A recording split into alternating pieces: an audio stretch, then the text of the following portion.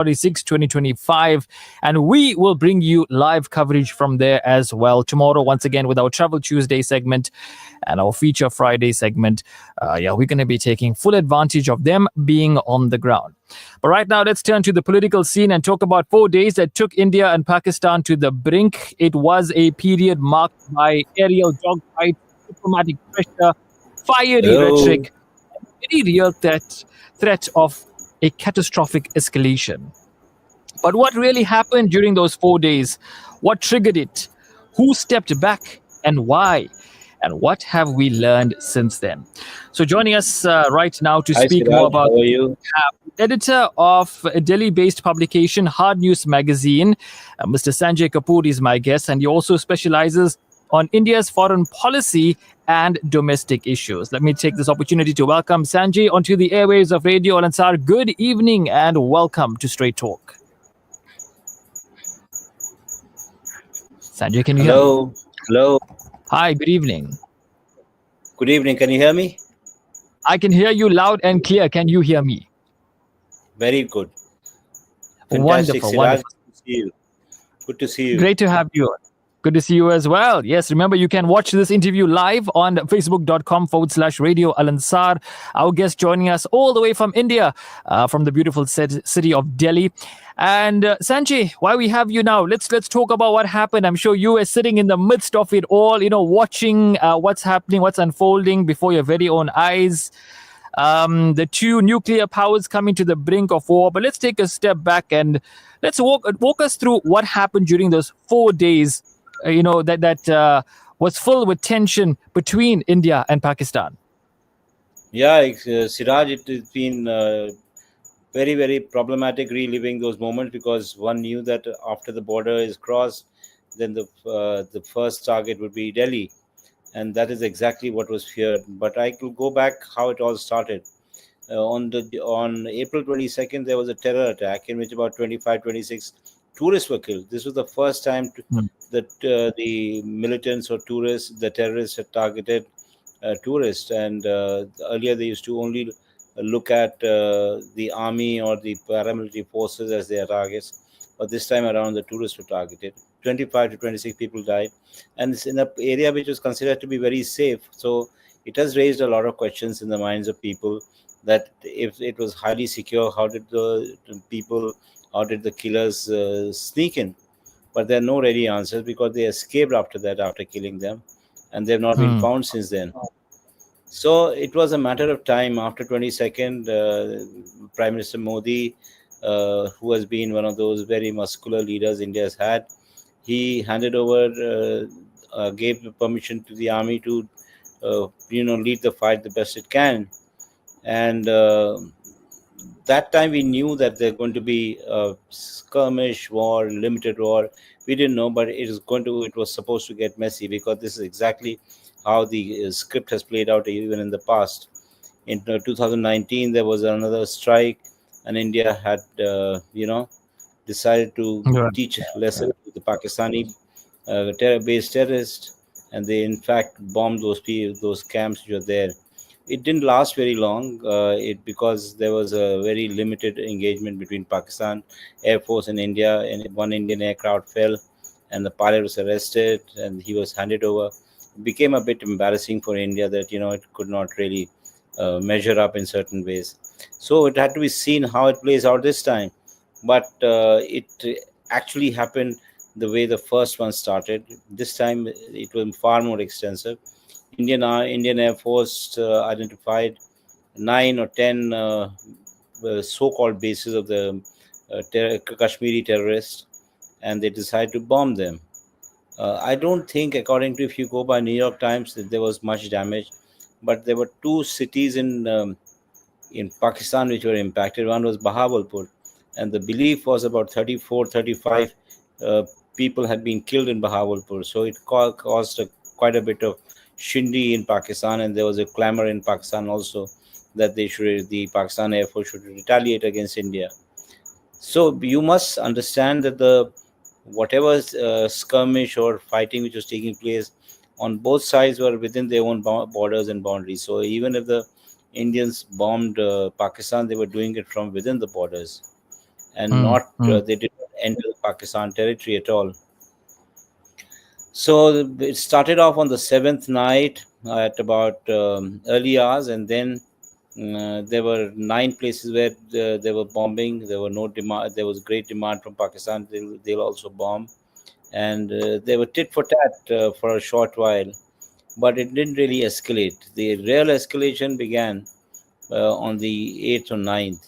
When one of the aircrafts of Indian Air Force was what Pakistan claimed at that time was shot down. It was aircraft which India had bought from France, which was Rafale, which is a very, very fifth generation aircraft and fighter jet, and it was supposed to be very good, and it seemingly came down. So the belief was that there was a face-off between the China-equipped Pakistan Air Force and India-equipped French or European technology, and the face-off Deviation. actually took. It was expected. I remember reading an article on the 30th of April in South China Morning Post, which is a Hong Kong-based newspaper, very respectable and very credible, and that said that everybody's expecting a showdown between the Chinese technology and the French technology, and it actually happened because Pakistan killed the Chinese technology, J-10 and J-17Cs, and on top of that, they had missiles which were very effective. So one of the aircraft seemingly came down, and there were a lot of in the fog of war. There was a great amount of confusion as to how exactly is going to the fight will carry on. So nothing really happened till the ninth night, and that is the moment where India fired more missiles, but it was retaliated by the Pakistanis. And there was also rumors that they used hypersonic missiles against India, and there were rumors were that one of the S-400 had been knocked off. That was by Pakistan, a fact which was very, very furiously refuted by no less than the Prime Minister of India. And a few days later, he stood in front of the S-400 in Adhampur in Haryana, which is close to Delhi, and said that, look here, everything is intact, there's nothing wrong.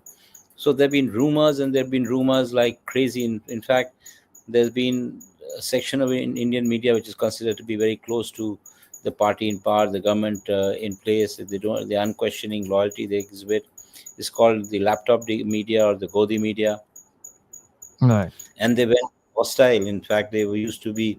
If you follow them, then India on one particular night had bombed Karachi, which is the major port, taken over Islamabad, arrested the chief minister, and even jailed the army chief.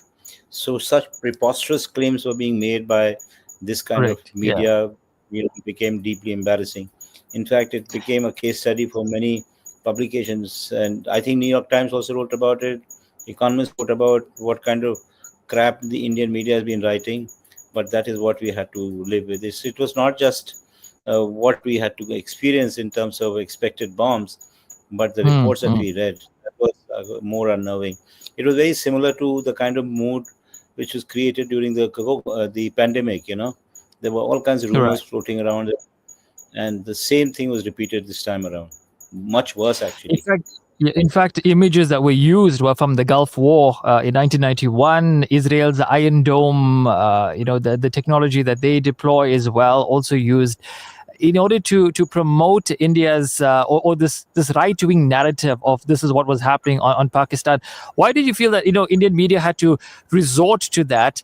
And how did the mainstream media actually take Pakistan's defense and Pakistan's retaliation to the initial attacks? I don't think there was much that was being reported about how Pakistan would be able to retaliate. Although Pakistan made those claims, in fact, their media was by and large subdued in comparison to India. But Indian media just went overboard, especially the right wing media, which is there, and they kept on Right. writing stuff that nobody believed in. And the fact of the matter is, I have always felt that they would not do it on their own. I think it was being used as a force multiplier by a section of the government, that you put it out in the public domain, you fire it in a manner that people start believing. It raises the morale of people back home, whether they're bombing or not bombing. That's not an issue. It's a relatively Right. peaceful way of fighting a war. You think that harm has been done, but nothing happens. The war and the harm or the war is limited to some social media bites and nothing more than that. Yeah. So that It's is it's how it was more a happening propaganda war. till things spun out of control on the 9th. Then the Right. Pakistanis retaliated very, very severely. And that is when de-escalation began to happen very quickly, in the sense that Mm-hmm. there was no mobilization of the troops as such. There were drones, and there were you know what they're saying, there were drones which were not armed. They were basically just to create the fog in the war as such, give an impression that there's far more activity than is happening. And then later on, I think just a day before things came to a sudden end, there were weaponized drones which also moved around. And then the hypersonic missiles, one or two of them flew very Right. close to where Delhi is. Was all this a miscalculation on the part of the Indian government, to carry out these attacks on Pakistan, and perhaps, seeing the response and having to get international players like the United States, Arab countries as well, in order to come to some sort of an agreement? Was this perhaps a miscalculation? I am not very sure. The fact is that India and Pakistan have been signatory of something called the Shimla Accord, which Hmm. ensures that both sides, don't allow third-party mediation. They don't allow the U.S.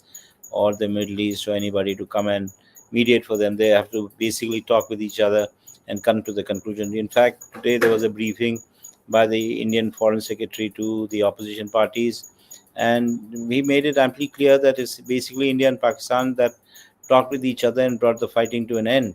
And that's how it has happened in the past. That's how it is happening now. They refuted the suggestion that the US had any role to play in mediation.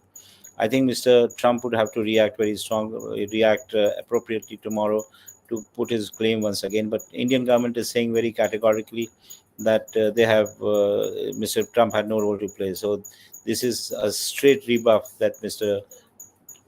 Trump has Hmm. been subjected to.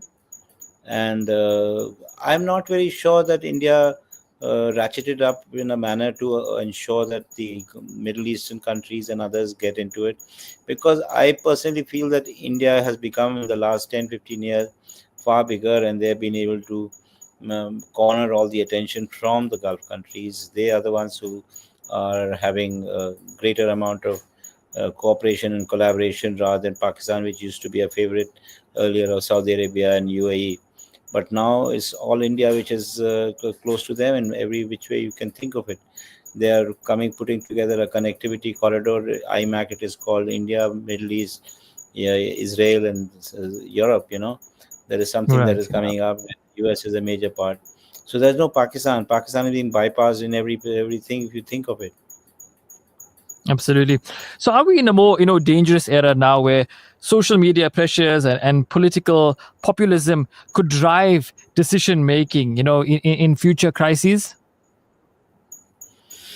That is the most dangerous bit, but it depends upon how well the army or the government uses it in terms of the social media. It's all right to, whip up passions within the masses, but when it comes to taking the hard decisions about how the army should react, or what they should do in terms of the opponent, whether they should use a nuclear bomb because the people are demanding, all that I think depends upon what kind of head is on the shoulder of the people who are taking a decision. And Hmm. if they get swayed by what they orchestrate, then God save us. I don't think it really happens, because I think the army and the top brass maintain a very cool head. I can say about India, they maintained a very cool head, and they did not go overboard in trying to, get swayed by what the people wanted. Because what really happened, that the day the ceasefire was announced, uh, people are taken with the real shock. I mean, there was a certain disbelief that you could experience in the people, and they thought that why had the fighting stopped? we had an edge and we were about to win, and or maybe 2 3 days of war, and we would have put the issue just beyond them, beyond Pakistan. But nobody knew exactly what was happening on the ground because there's so much of obfuscation had taken place. But there was, I think, demand that once and for all Pakistan should be shut up, because India as a big country cannot allow this pinpricks of terror attacks which kill people, and they want to, especially at a time when they think that India has been able to reclaim Kashmir after the Article 370 has been abrogated way back in 2019. They think that everything should be kosher, should be fine, but it's not so fine. So that rankles. So I think the mood among the Indian masses is that Pakistan needs to be shut up. They need to be told that this is unacceptable. And how do you do it? They think only war is a solution.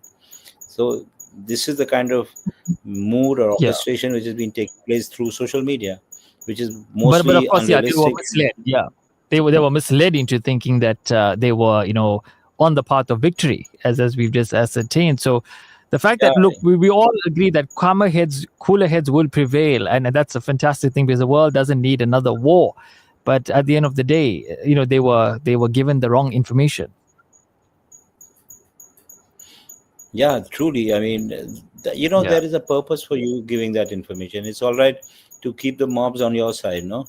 So how do you keep the mobs on your side? But giving them something, to some bone to chew, and the bone is exactly. nationalism, and you keep on harping on it, and they try to raise it to a level where you think that Hmm. they will demand certain things, and like a good person who arbiters, you say that, look here, this is all we will do, because we don't want our people to get hurt, injured.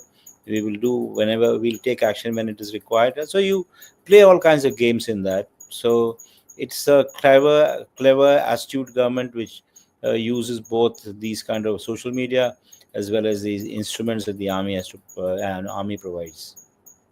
Sanjay, thank you so much for your time and making time to chat to us this evening. It's been really great having you on. Hope you have a wonderful evening. I know it's pretty late in on your side of the world, so have a good evening. No, it's not so late, but late nevertheless. Thank you. Good to meet with you.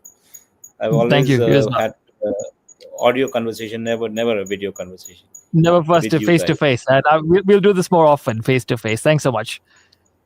Thank you so much. Bye bye. Thank you. Bye bye. That was Sanjay Kapoor joining us from Delhi in India, talking about those days, in the run up to, or not in the run up, but after the mat of the Pahalgam attacks, and of course the Indian media, which really amped up falsified claims that Pakistan was on the brink of destruction and defeat, and the army had captured large parts of the country, which were all not true. And yes, as you heard it, it was a face-off between Asian weaponry, being China, being the backers of Pakistan, together with Turkey as well, and the Europeans, which back India. So another proxy war right there. And of course, alhamdulillah, we didn't see an all-out war, and the reasons, of course, we just discussed now as well. 1848. Yeah, you can share your thoughts with us. 0609041056. We'll continue.